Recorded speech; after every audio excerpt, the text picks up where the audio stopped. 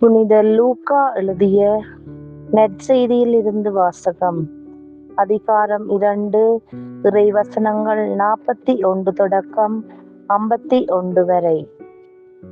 ஆண்டுதோறும் இயேசுவின் பெற்றோர் பாஸ்கா விழாவை கொண்டாட எருசலேமுக்கு போவார்கள்.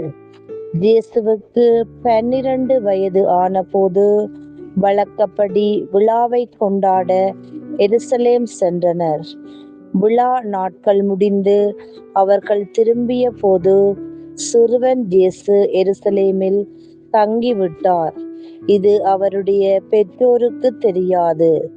பயணிகள் கூட்டத்தில் அவர் இருப்பார் என்று எண்ணினர்.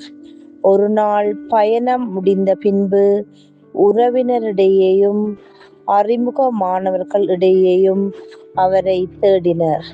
அவரை காணாததால் அவரை தேடிக்கொண்டு எருசலேமுக்கு திரும்பிச் சென்றார்கள். 3 நாட்களுக்கு பின் அவரை கோவிலில் கண்டார்கள். அங்கே அவர் போதகர்கள் நடுவில் அமர்ந்து அவர்கள் சொல்வதை கேட்டு கொண்டும் அவர்களிடம் கேள்விகளை எழுப்பிக் கொண்டும் இருந்தார்.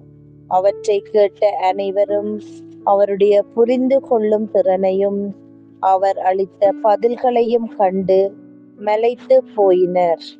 அவருடைய பெற்றோரும் அவரை கண்டு வியப்பில் ஆழ்ந்தனர். அப்பொழுது அவருடைய தாய் அவரை நோக்கி, "மகனே, ஏன் இப்படி செய்தாய்? இதோ பார், உன் தந்தையும் நானும் உன்னை மிகுந்த கவலையோடு தேடிக் கொண்டிருந்தோமே" என்றார். அவர் அவர்களிடம், "நீங்கள் ஏன் என்னை தேடினீர்கள்? நான் என் தந்தையின் அலுவல்களில் ஈடுபட்டிருக்க வேண்டும் என்பது உங்களுக்கு தெரியாதா?" என்றார். அவர் சொன்னதை அவர்கள் புரிந்து கொள்ளவில்லை. பின்பு அவர் அவர்களுடன் சென்று நாசரேத்தை அடைந்து அவர்களுக்கு பணிந்து நடந்தார். அவருடைய தாய் இந்நிகழ்ச்சிகளை எல்லாம் தமது உள்ளத்தில் பதித்து வைத்திருந்தார். இது ஆண்டவர் வழங்கும் அருள்வாக்கு. கிறிஸ்துவே உமக்கு புகழ்.